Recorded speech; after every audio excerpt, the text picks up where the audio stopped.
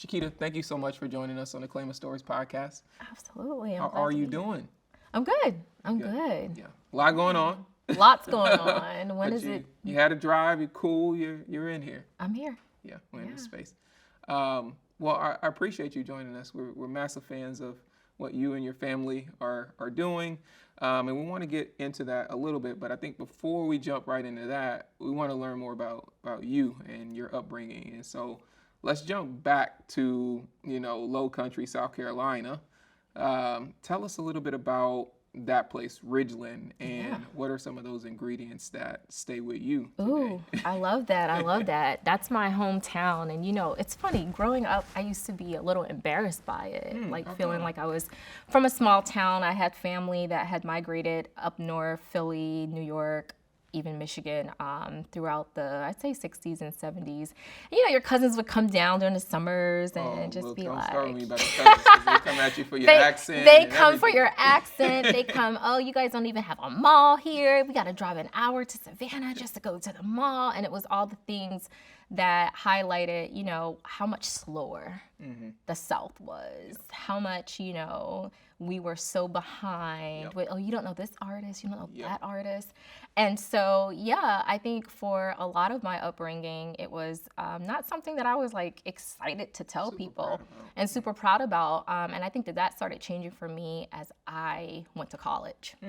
And meeting people from other small towns and realizing, we're in the same space as anyone else coming from that city wherever or this city or wherever they come from. We're here too, on scholarships too, and getting the same education, right? So I think for me, it was pivotal in understanding that, number one, be proud of where you're from. There were values and just the ways that I experienced life growing up with solid family surrounding me. I grew up in a predominantly Black town.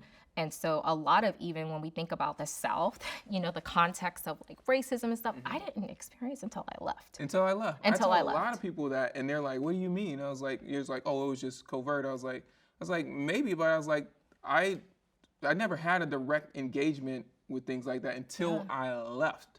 And then also the appreciation of the pace, which is, I found like a lot of my friends that aren't from the South, they have like this place that they need to be, but they don't know where it is. It's not a real place. It's not a real place. We laughed about that all the time after living in New York for so many years. But I feel like we have a different sentiment about like, I want to say that we're just like laid back, easygoing, but there is like a rhythm to it, right? And the ease and appreciation for just life itself and for living and recognizing when you're above ground, like clap for that, cheer for that. It's another day, right? We need to do more of that. We do. You just don't, with everything happening, you just don't know. And I think we always, don't get me wrong, I think there's a time and place to be ambitious and have goals and get to these things. At the same time, while you are pursuing that, there also is time and space for like enjoying what you have and being appreciative of that and people around you. Yeah. Because, none of this stuff is coming with you. Exactly. No, that's so important. And I think also, the Southern, upraising that I experienced was also learning how to celebrate in the moments that you are going through challenges.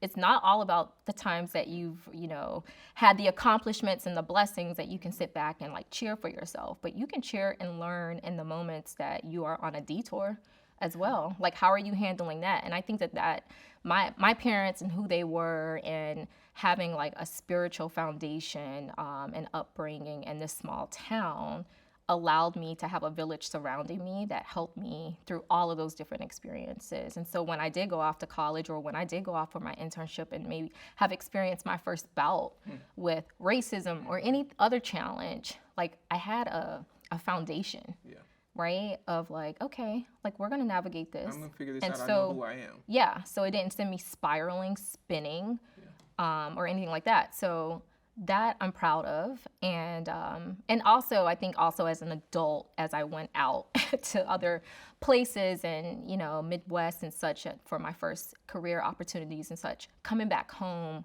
was my exhale. Yeah. Right? Like comfortable, right? Because you're stretching. When you're in those other places, right, you're stretching yourself. It's new. You don't know any of this stuff. You don't know any of those things. You are in your, lack of comfort, but that's where that's when you're growing. And so you sit in those moments and you stretch and you pull and all of that, but then going home is like I can exhale. I can be comforted by my mom and my sister and my brother. You know, during those times, I can know that I have family surrounding me, and then I can go back with a new sense of just recharge. Yeah. So I love, that's the Low Country Gullah Geechee culture. Food is everything. You know, I grew up with my dad being a fisherman. He was a longshoreman by trade, but his pastime was fishing. So my dad was like, look, I'm gonna work 3 days a week on my longshoreman job overtime, and then the other 4 days I'm on the water. I'm out here. I'm on my boat, chilling out, doing my thing. And so a lot of times, you know, we were there with him, like on the boat, fishing, shrimping, crabbing, like the tidal, you know, rivers and such going throughout that area, throughout the Low Country. Like that was where me and my dad spent all our time together. How did you know, sometimes people with fishing, it's not their thing, the stillness of it, the waiting of it. Yeah. How did you deal with that as a young person? Was it like, were you distracted because you were with your dad and you were like spending time with him, or did you also kind of start to figure out, like, you had to figure that out? It wasn't even a matter of figuring it out. It was an experience by watching him. Like, he was just, that was his calm. You know, that was his moment of just, you could tell he was reflecting and thinking on things. And I'm like, what can I reflect and think on? You know, and then those were the moments that we had like great conversations and just bonding time as father and daughter. And so that wasn't a boring pastime for me. That was something that I looked forward to. You know, I got excited about the times that we were able to go out together. And I think even now, you know, being an adult with children, and my dad, you know, he's deceased, but I wish my kids had that to truly like set up against experiencing, right? Because I think it teaches you how to like understand your inner calm. And like, people talk about meditation all the time. And I'm like, I didn't even realize I was doing that. That's exactly what you were doing. Like, that's what I was doing, but I didn't know. Like, there wasn't a terminology for it on stillness. Just right? being there with yourself. Just being in the moment. Your thoughts. Being with your thoughts. Being in the moment with my dad.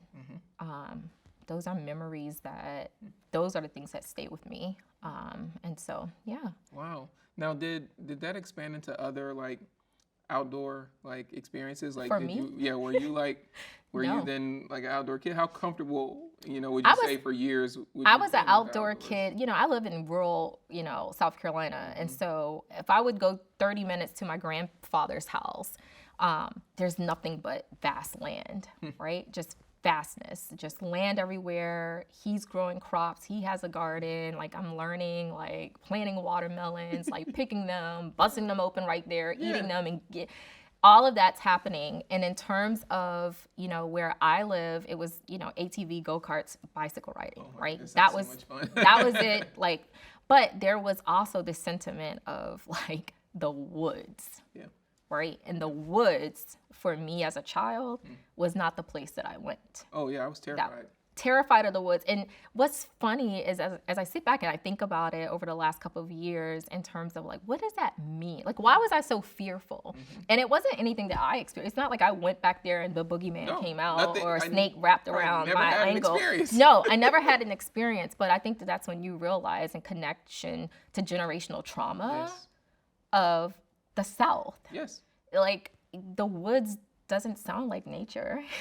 It sounds like torture. It sounds like torture. It sounds like fleeing. It sounds like chasing, you know, freedom on the other side of it. It doesn't sound like any place that you want to be. So that's just not a place that I connected with. So when I was, you know, riding, you know, ATVs with my cousins or bikes or whatever, we're just like on these country roads. Yeah, you're staying in right? the like we're very staying, visible. The woods is there, but we're not trying to check it out. We're not trying to see what kind of trails are over there. Nothing like that. So. And it's funny, you know, when I think about it, it's like, yes, we do also have like this history with the outdoors as Black and brown folks. That is traumatic. That is, you know, negative. And we also have this history that is rich and vast that also doesn't get as celebrated because of, a lot of times when you see the stories, it is those arcs. I wanted to share a quote from George Washington Carver, and it says, "Nothing is more beautiful than the woods before sunrise. At no other time have I so sharp an understanding of what God wants to do with me." I feel like as in recent times, your family has really gravitated towards the outdoors. Can you share what was the beginnings of that? Because obviously I get the fishing part with your dad, but your family, your kids and your partner, your husband, y'all have a very different approach, I would say. Yeah, no, absolutely. And that quote resonates with me too, because immediately I thought about when I'm in the outdoors now, as an adult and the way that I experience it, I recognize how small I am in the grand scheme of things. And so, yes, it's a different experience as an adult with the wilderness, with however you want to, define it. For me, number one, my husband had been into camping, into overlanding, shipping cars out to the middle of nowhere while we lived in New York, and just going on these 2-week adventures with his brother. And that was their bonding time. And they would always, he'd say, "Do you want to come?" And I'm like, "Well, first of all, that's your bonding time." Yeah. But no, not really. Don't have an interest to just go out in the middle of nowhere with no phone reception and all of these things. No phone reception. No phone reception, no nothing. And I'm like, there are times that I wouldn't hear from him for 72 hours or so. Wow. And, but he would come back with this sense of purpose and centering that I'm like, how are you getting that? Because we go out on a vacation to Turks and Caicos and I get really excited, right? But then I need a vacation from the vacation. From the vacation. So I don't come back in the same recharge and fulfilled way that you're coming back with. So, that was always a heightened curiosity as to how he was enjoying and experiencing his time.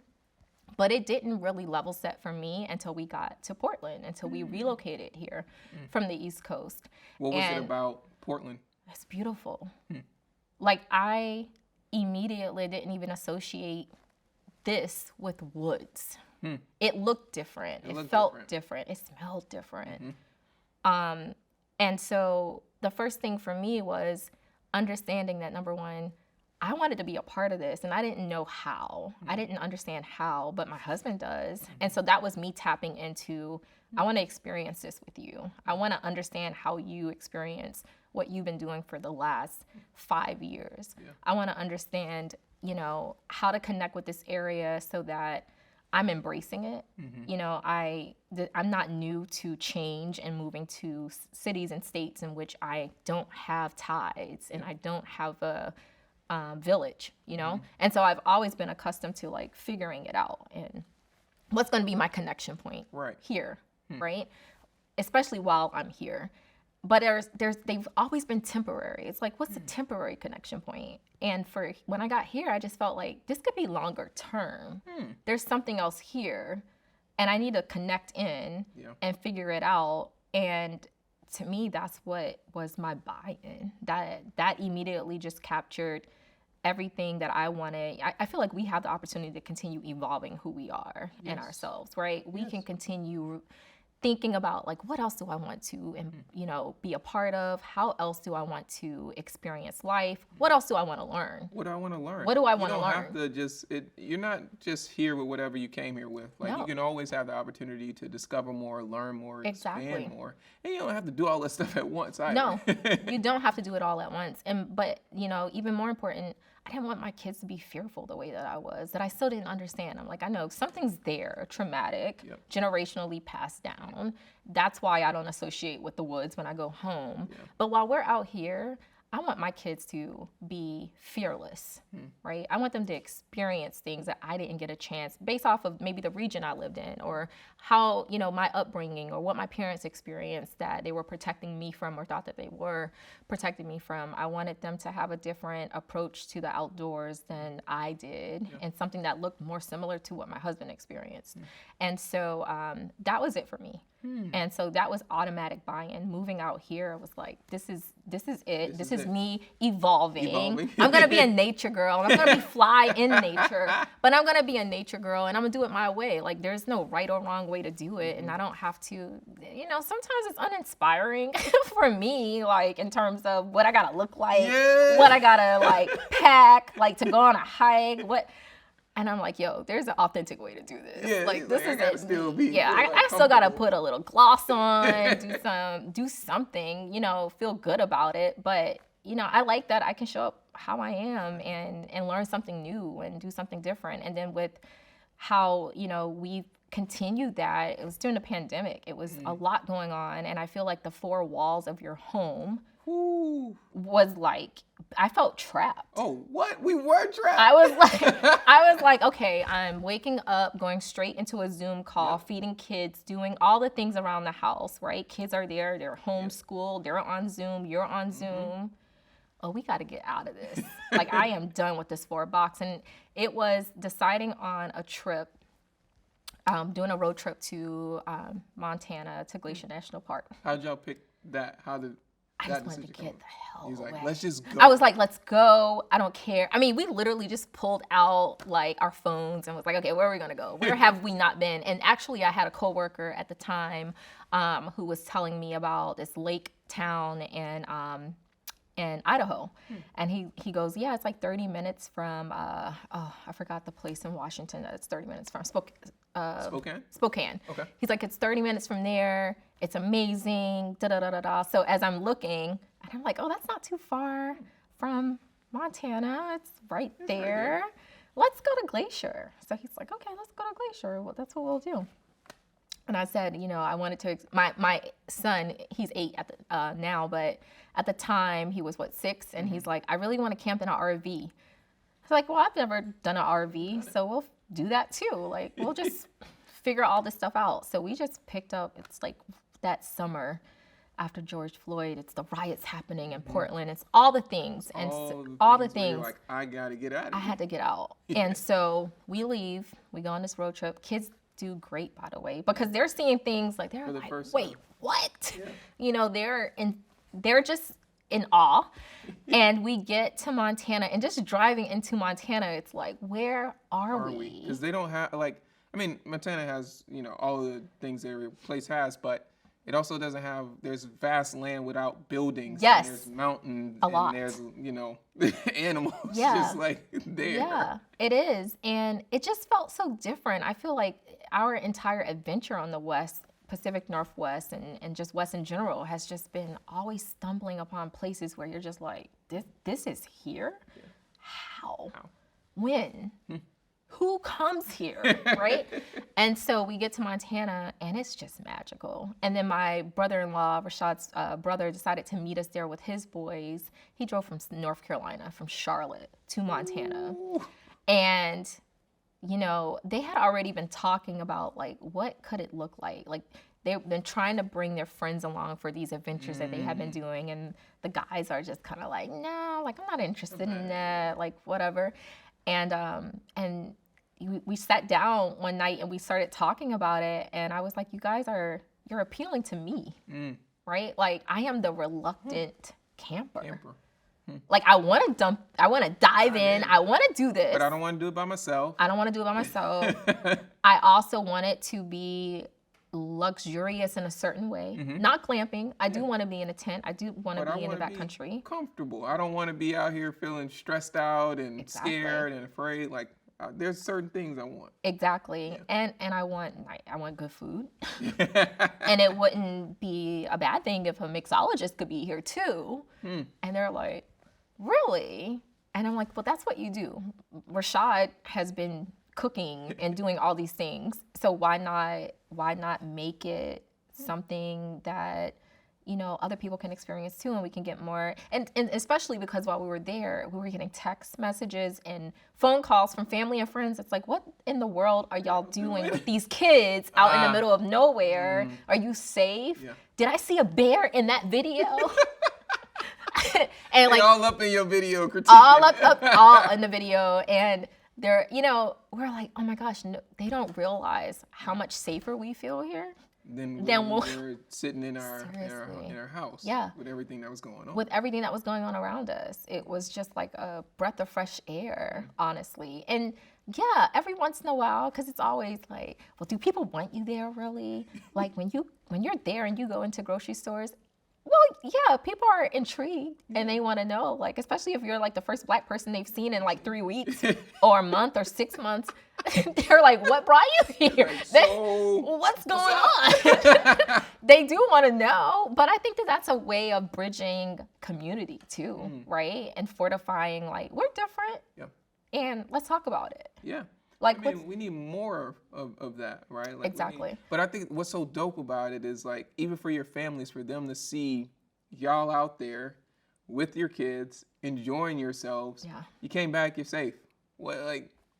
Exactly. You completely demystified, like, this whole thought around, like, this perceived danger based on other danger. Circumstances, other regions, previous years, generational trauma that sometimes you don't even know exist. Like, you don't even know you carry it. Yeah.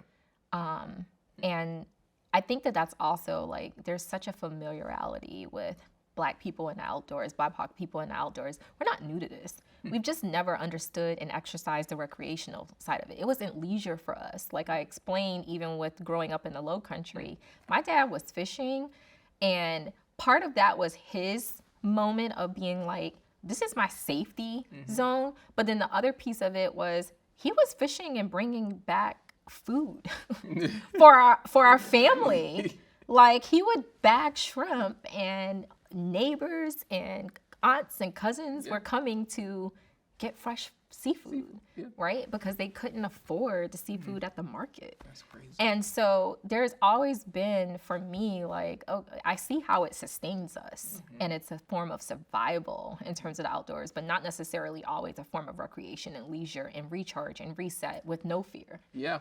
And I think that that was the most important thing that we wanted to present and demystify in terms of, there's a way to set up, and you know, people would say, do you have a gun? Like, well, I don't want to go around shooting everything. That scares me or might jump out. But I mean, that's a real question. That's a real trauma. It's a real like, fear. if They're a bear like, jumps how do I out, protect myself how are goes you down? protecting us? How do you protect your kids? And so it's funny when you start talking about bear spray. They're like, bear spray? Like, who has, what is that? Does it really? But it's that, you know, we really pride ourselves around, number one, the safety component first, right? Because we want to teach you how to do this. Yeah. And then the education in terms of where are you and why is it important to maintain these spaces? Because they will not be here if we do not stop. We don't take care of them. Yeah, a lot of the things that we're doing, even when people are doing overlanding and they go to these spots and they rent Jeeps and they just want to let the top down and do their thing, but when you go off path, you don't even realize how you're eroding like precious minerals in the area and things of that nature, and how that could affect the, you know, the livestock and animals of a particular area. And so we really connect. Also, what's important to us is connect with people that's local in the community that have the context of history. They have the information, right? So you're not like, you're literally coming to someone's community. You're coming to someone's home. Yes. Like, just like going into a home with Ask. 4 walls, is like, it's either you can come in my house with your shoes on, or you better leave them shoes at the door. Exactly. Like, everybody has. And you ask their preference. Yeah. If you see the shoes lined up, you should take yours off. Yeah. Right? So it's not that hard. I think sometimes we make things overcomplicated. And not to say that everything's all peachy and clean and everywhere we go, people are inviting. But sometimes it's just the spark of a conversation. Yeah. Right? You never know. It's a sense of adventure. Yeah, exactly. You never know. And so, you know, that was part of what I wanted the kids to experience. That's what we brought into, you know, making Camp Yoshi, with me being the person that was like the reluctant camper, because they were ingrained. This is what they do, right? So they're like, what? Safety? What do you mean? Just don't jump. Don't go too close to the ridge. And I'm like, no, like the experience side is where I came in. And I think that that's where my, not only me as a consumer of this product, right, but also just my background in terms of retail and the corporate side of creating an experience that is tailoring to a need of the market. Yeah. right? And I'm the market. You're the market. I was you the know market. firsthand what it is and why it should exist. Exactly. Now I want to ask you, because we got into it, but can you give us more of a definition of like what is Camp Yoshi today? Yeah. So Camp Yoshi is a Black-owned brand that focuses on eco adventures, overlanding experiences, and camping, and with a really strong focus of getting the BIPOC community out. Now, we welcome everyone. Anyone can come camping with us. They can sign up for an adventure in any of the states and locations that we offer them. But we really wanted to start this as a way and means to get more BIPOC. You know, I call them cousins out into the community, like, and out into nature, and really understanding and learning how do you guys go about it? How do you practice? You know, if they want to take the idea is at the end of the day, even if they never book another trip with us, that they have learned so much foundational information about getting outside that they can go and take their niece and nephew someplace, or their child, or go with a friend, right? But the great thing about it is 60% of the campers rebook. They come back. They come back, which is a really high number, and really exciting from that point, because they come into it looking at it as a bucket list adventure type of deal. Like they're like, oh, do this. Yeah, they're like, okay, 3 nights, 4 days in the wilderness in a tent. I think I always wanted to go camping. I think I do. And so they book it as like, let me give it a swirl, right? Like I'll book it as a one-time thing. And then they get out there and then they realize, oh my gosh, this is a different type of like letting go and release and reset. People don't realize it because our day-to-day, we just go through our day-to-day, right? And we got, you know, when you wake up, you got this phone. Or if you have kids, the kids are there and they're waking up too. And they got all their things that they need. And then you go into the news, and then you get in your car, and then you got to go answer emails. You got all these things constantly happening. Absolutely. But when you're out there, I have to imagine, to your point, you're like, you know, your husband, you were like, there's times when he was going to camp with his brother, it's like 72 hours, no cell reception. But I imagine for him, and now for you, because you have the experience too, you're like, oh, wow, this is what it's like to not be distracted and bombarded constantly by all these different things. To truly be in the moment. To truly be in the moment and not be concerned about, like, I mean, I'm not going to take it away that, you know, we have predominantly female campers and everybody's always thinking about their Instagrammable moment. So I'm not going to take that away. I fall guilty of that sometimes myself. But at the end of the day, it's truly like you don't have time for those moments in real time because you don't have reception. So you don't have a choice but to like be present. And when you see everyone else around you learning how to be mindful, right? And how to be in the moment. And then you realize, like, I have never practiced this on vacation because all I've ever done is take out my phone and start shooting. It's all about the content, right? And it's never about that internal self. And so I think that's what and we bring the photographer, might I add. So they don't have to worry about that. They don't even have to worry about it. They literally just show up. And I think that's the unique feature of Camp Yoshi, and what we wanted to bring our community is that we tell you what to pack. We tell you the best stuff to buy in terms of just layering and pieces to make sure that you're dry, that you're comfortable, that you're warm.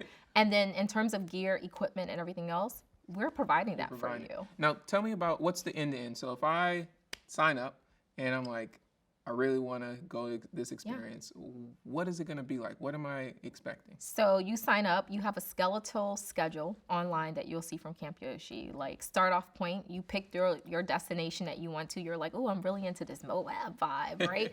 So you pick Moab, for example, and then there's a skeletal, itinerary.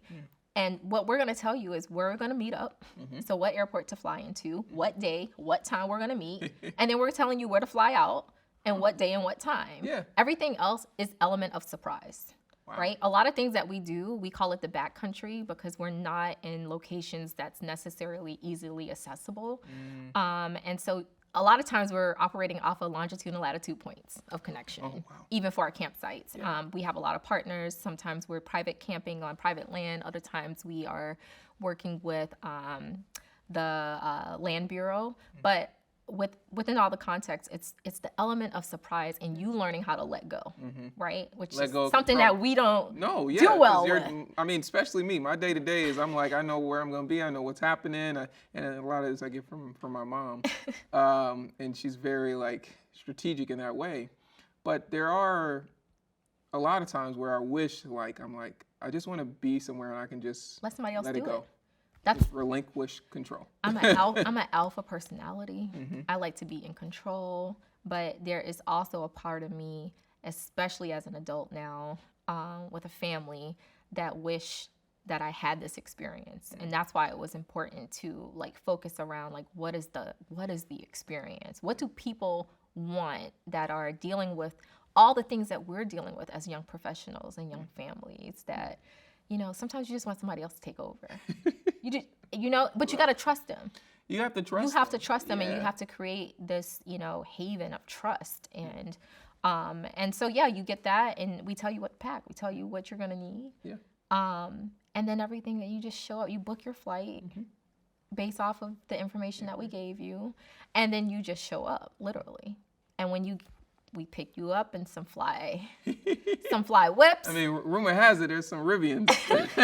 Sometimes there's some Rivians, Sometimes there's some Rivians, but yeah, we pick you up from that meetup point and we're off. Wow. Right? And from every moment from then on, it's a wow.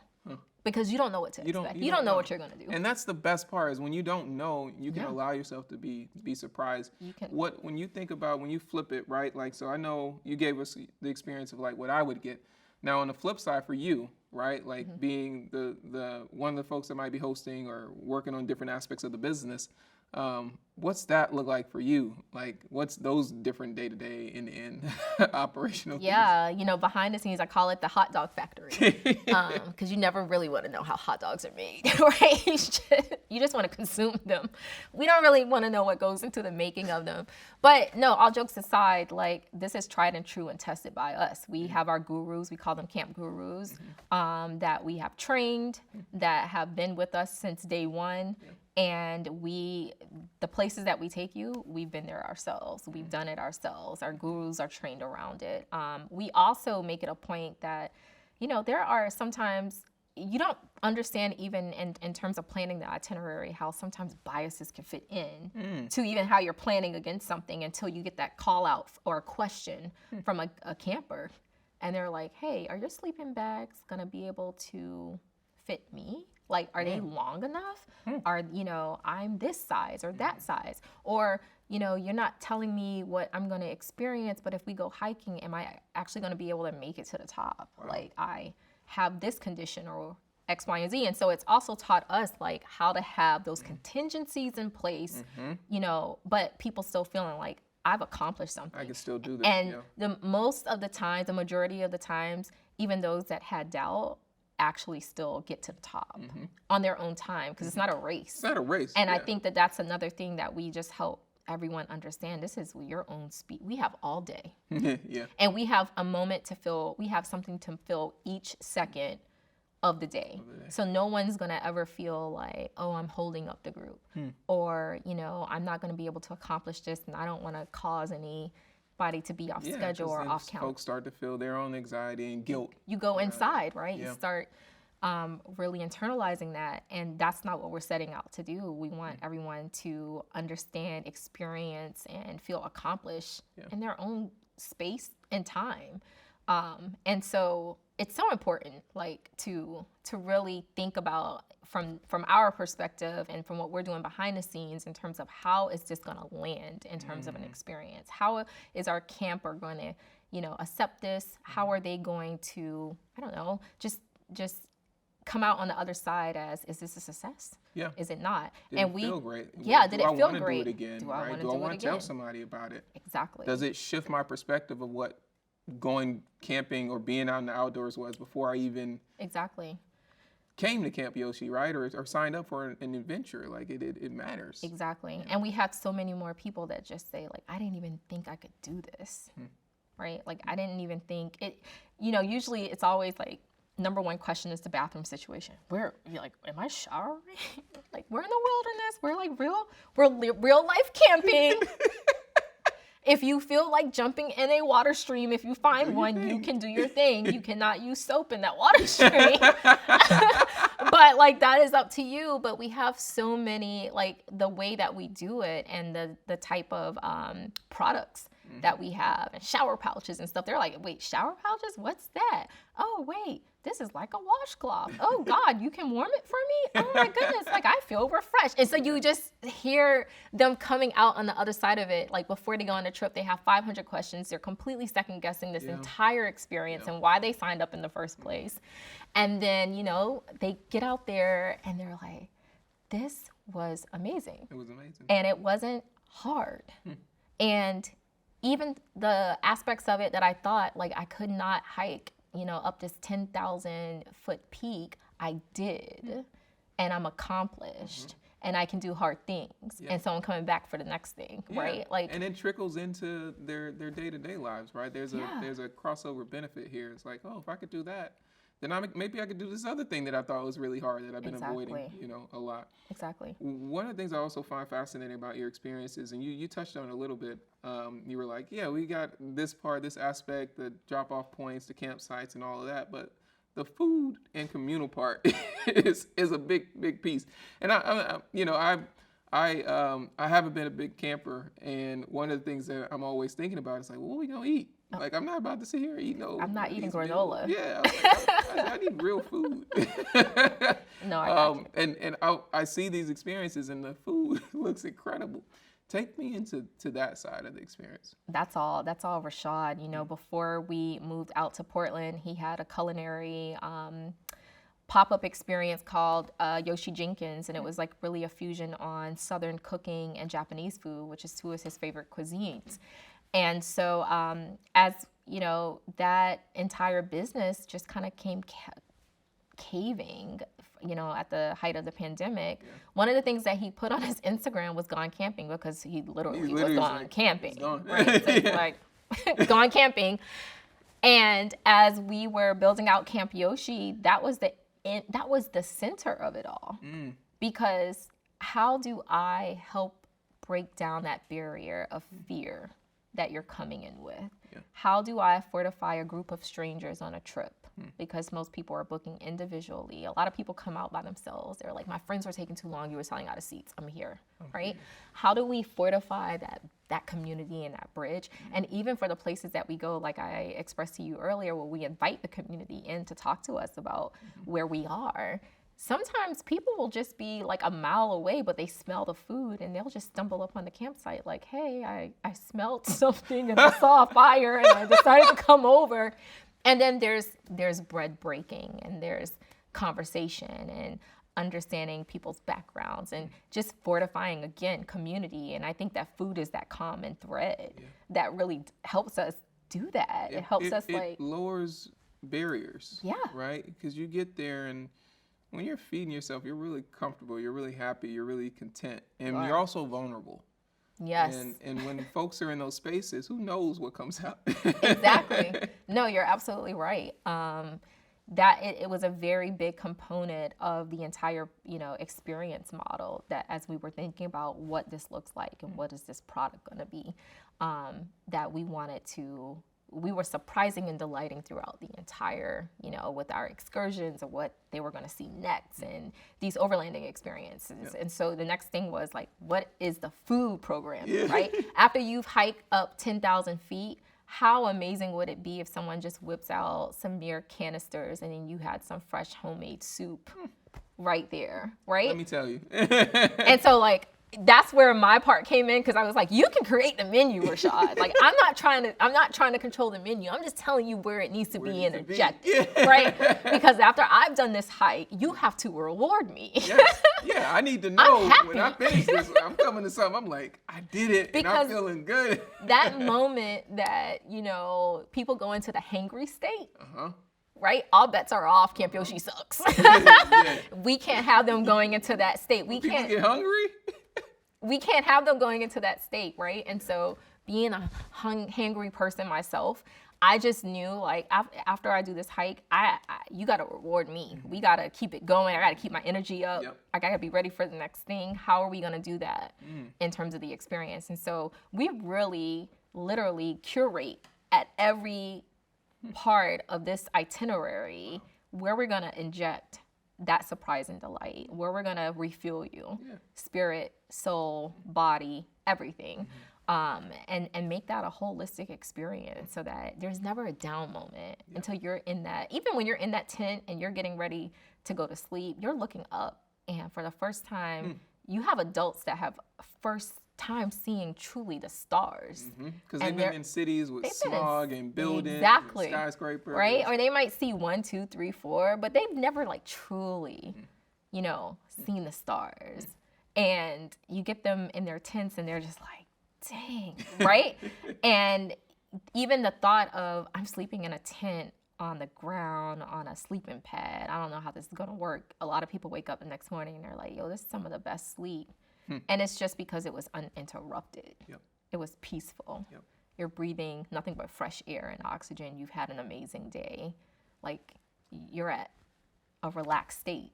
And so it's profound in terms of what just a little, you know, care and just, you know, intricate curation of just like that experience, what it can do for people. And so that's what we're doing on the back end, just making sure that everything ticks and ties. You make sure everyone has like that great experience. Speaking of, you know, the experience that you want them to have, what's been some of the maybe some of the responses that maybe you didn't even know that like Black and brown folks were having on these experiences? Like, what's been some of these stories that have come back? Well, it's so interesting because some people are like, I remember one trip, a young lady saying like, you know, I have a Jeep Rubicon, but I didn't know what any of these buttons were for. Like, I've never used it. I bought it because of style. Like, I've never actually taken it anywhere. And it's just like little things like that. Or the moment of, I didn't even know anything about the outdoors, but I'm here and I'm learning so much, and now I've gone, you know, and bought all this gear. We're like, oh, you're gonna go, I'm gonna try.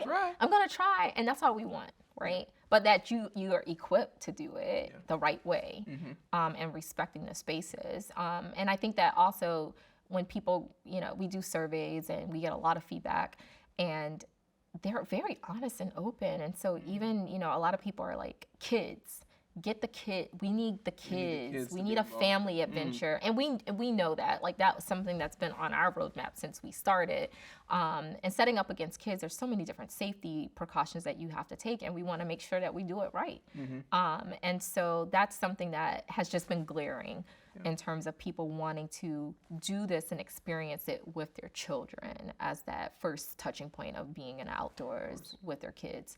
But yeah, and then the stranger part, they're coming as strangers, but there's so many times that we're tagged in photos where someone's like, I was here on, you know, vacationing, or I was here on work assignments and met up with like my crew. And they give themselves like names and taglines. So like they'll have like, we're the Chipmunk crew, and they like create the names and it just sticks. That's awesome. And then that's their, you know, tie to one another, and they become friends because you have people that's just like, we're coming from different backgrounds. We might have different experiences, but at the core of who we are, we're all after the same thing at the end of the day. We want to be happy. We want to live the fulfilled life. And we want to set up against like being good to ourselves and practicing wellness and not being guilty for it. Not being guilty for saying, like, I'm taking care of me. I'm resting, so something must be wrong. Exactly. Or I'm still something. Or must be you know, wrong. I'm not hustling enough. I'm not hustling You know, enough. if I ain't sleep, if I'm not working 24/7, and if I'm sleeping, then I ain't doing it right. Like, no. Like, take care of yourself. Early grave. Exactly. Take care of yourself, and don't feel guilt about it. And I think that's that connection point that just, you know, continues and keeps them going. And then they start like coordinating, like, what's the next trip you're going on? Right. And you start to build relationships. Exactly. Tell me about the business side of this and sustaining the business, but also the roadmap of growing it. I think the also interesting thing around Camp Yoshi is some of these partnerships that y'all have been doing. Been super interesting, from Snow Peak to Rivian and some of these other brands.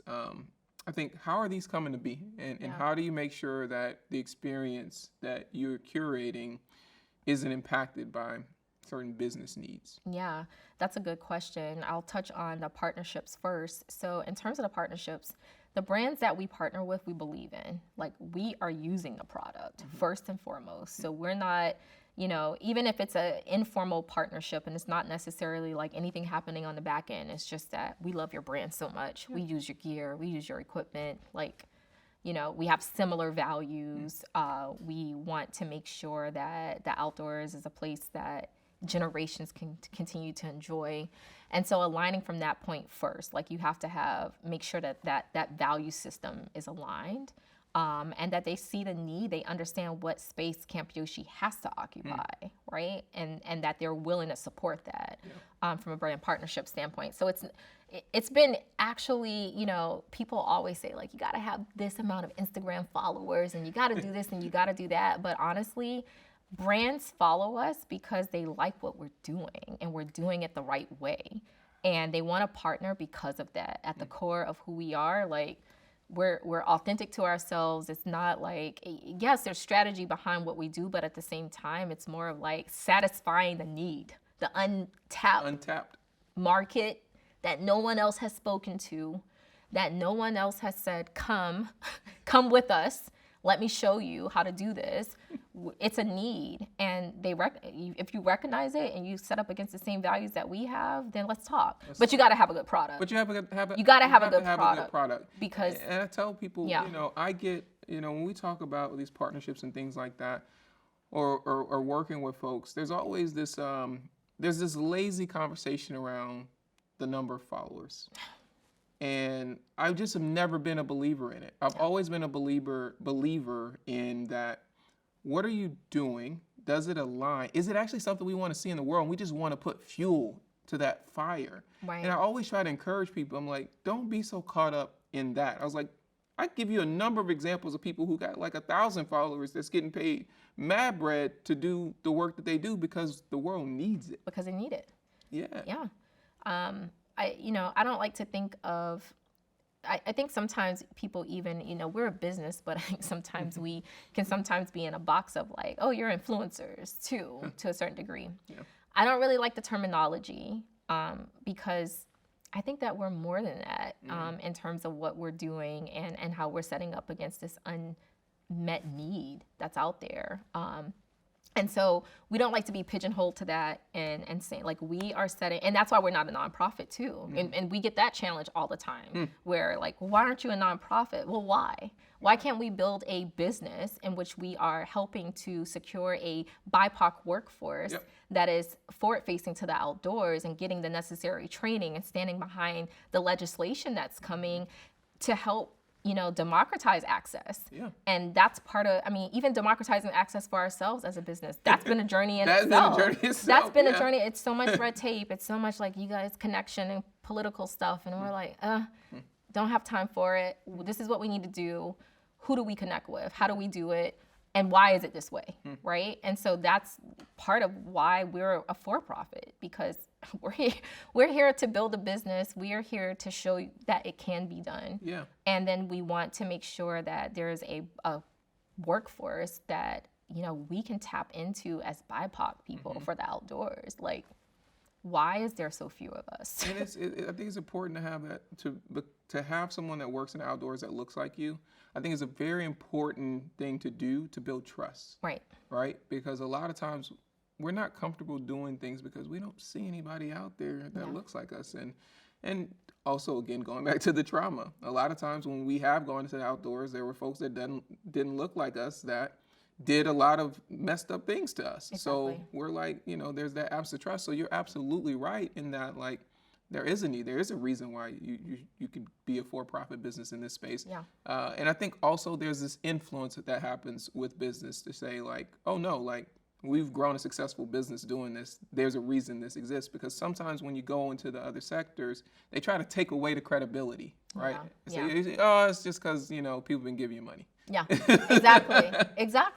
Yeah. No, that's a great point. Tell me about, like, when you think about expansion and that roadmap, how comfortable are you with how big you know, you get, because y'all are continuing to grow. We are continuing to grow. And when we talk about scale, you know, the only thing that's a roadblock and something that we have to set up against as a total industry, it's not something that Camp Yoshi can solve on its own, is the workforce.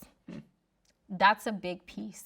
That's a big piece, and it's like we don't lean into what jobs could look like in the outdoor industry with BIPOC community and the people that own a lot of these spaces in terms of being, even if you just think about park rangers and directors of parks and such, like really great occupations, really great careers, but when you see who's occupying the space, they don't look like us, right? And so, and they're not necessarily going to HBCUs, like come on, like let's talk about the outdoor industry. No one's doing that. It doesn't fit the appeal of sexy, right? And so I think that that's part of what we're here for, to kind of change that as well, change the conversation around like what could careers in the outdoor industry look like. But that's the biggest obstacle, I think, in terms of setting up against scaling, because we gotta have the staff. You have to have the people. We gotta have trained staff. Yeah. And, you know, getting trained to be first responders and, you know, all of these different trainings that are necessary to really set up against providing a safe environment and giving, you know, the experience and the safety precautions that we need to. These are not cheap trainings, like and so, you know, part of our scale strategy is really like leaning in, especially with legislators and thinking about like, how do we start going forward facing with different schools and thinking through how do we get people more involved in outdoor careers? How do we, you know, allow internships so they can understand like the different facets of what it could look like. Right, the different possibilities that, different know, based on possibilities. what their interests and skill sets might be. Exactly. How they can step in. Exactly. So, in terms of that roadmap, I mean, the sky's the limit. We've diversified our offerings from not only consumer facing, but also business to business. And so we're doing a lot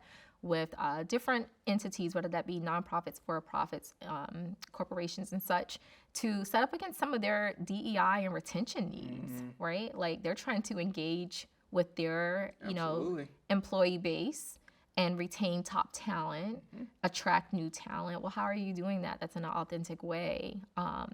That's different. It's very different. Like changing the thought process on what that looks like and how you engage and even thinking about, you know, when you're, you know, recruiting people to certain areas and how you keep them engaged in Oregon. How do you keep them engaged in Oregon? And which is a vast outdoor opportunity, right? Vast outdoor opportunity. You kind of got to play into the strengths of the area. Yeah, let's talk about that, because a lot of people just, you know, they leave also because they just don't feel a connection. Yeah. Right? So how do we... They don't realize, right? They don't realize that, you know, this is actually the way to tap into this place. And I think that's so brilliant that you're saying that. You're like, we're showing you how to best leverage this space to feel connected. Exactly. Absolutely. Yeah. So that's on our roadmap. And then also launching the family adventures. That's a big thing for us that we'll start beta testing this year for a full rollout next year. Wow. So we're really excited about that. Our kids are really excited. I also saw that y'all headed to East Africa. Yes. That sounds like a massive trip. What's in store for that? Oh my gosh. We did the beta test to East Africa, specifically Tanzania, last summer. And it was absolutely amazing. We have a Black-owned company and operator that we partner with. The places that we are staying are Black-owned as well. And so it's just, you know, for us, it's like, how do we really tie into the total diaspora and think about, you know, U.S. facing, absolutely, but we have followers from everywhere. And there are spaces in Africa, there's spaces in South America, there are spaces, you know, that we have on our radar, and partners and Black-owned partners in those spaces that we want to, you know, set up against working with and driving the greater goal of getting people outside. And so that's how that we actually were contacted by that partner, and we're like, okay, let's give it the Camp Yoshi experience. You have, you know, the know-how in terms of navigating Tanzania from north, south, east, and west, so let's do it. And so that's how we approach all of our partnerships in terms of making sure, like, we are really pouring into BIPOC-owned businesses, supporting them, and then building it out, rounding out the experience, making it a Camp Yoshi experience in terms of all the features and, itinerary planning. Oh my goodness, that sounds fantastic. We learned recently that our second biggest audience is actually in Africa. Really? That's not surprising. It's not, but I'm like, we have to go. We have to go do a live experience. Let's do it. I know. So, I mean, maybe we just manifested it here right now. Let's do it. I can see this now actually playing out. But I think that's fascinating, like to be able to carry your experience to a whole nother continent. And be able to spread the bag and the experience across the diaspora. We want everybody to elevate. Yeah. We want everybody, I mean, this sounds cliche, but to eat, yes. Yeah. Like we all deserve a seat at this table and in this industry. And how are we pouring into one another and making sure that we're elevating across the board? Yeah. Because it's not fun doing it alone. Like we need each other. So yeah, absolutely. We're excited about that. We're excited about those trips that are in the works to come. So yeah. It's coming. Yeah. Tell me, for some other folks that are interested in the outdoors, maybe even interested in getting into the industry, what advice would you give them as you're thinking about expanding this workforce? Reach out to us. Like, I think that sometimes we take, the opportunity to just reach out and have conversation. At one point in my career, I remember when LinkedIn, I'm dating myself, but I remember when LinkedIn first launched, and I was fascinated by the fact that I had all these people at my fingertips, like profiles, and I could see like how they navigated their careers, and I would like study. Yeah. Like I would study how people went from this to that after they graduated and how they got into these spaces, and seeing like, like putting together like the story of who they were becoming as a professional and as a brand, if you will, their own brand. And I would cold reach out and say, can I have coffee with you? Can I talk to you? Can we have a phone? This is before Zoom and Skype and all that. So it's like, can I call you? Can I call you? Can we chat? And I think that we miss that opportunity of just connection and reaching out and saying, I'm interested in X, Y, and Z. Yep. Could you share advice? Could you share some tips? Do you mind getting on a 30-minute Zoom call with me? My entire team, we're completely open to that, because that's how we fortify what we built, by reaching out and striking those relationships and conversations and just having the start. Because that looks different. Like there's no one blueprint that fits everyone and what they want to do. But I think that it starts with conversation and not being afraid to say, hey, like, this is what I'm interested in, not quite sure what route to take, hoping you can give me some advice on X, Y, and Z, and going from there. And there's so many from community college and four-year colleges and even HBCUs that offer so many classes. Yeah. So many classes and opportunities for outdoors. Even Portland State right here. Like there's, robust curriculum around this, but how are we talking about it? And that's where I really want to get it, elevate Camp Yoshi's voice in that, to understand like what else do we need to do? How do we get more people involved and interested in outdoor careers? Yeah. And so, yeah. I love that. I love that. Well, hopefully folks start to reach out, because you've shared such an incredible journey here around the experiences. So thank you so much for sitting with us and sharing the story. And maybe we'll see you out in East Africa. Let's do it.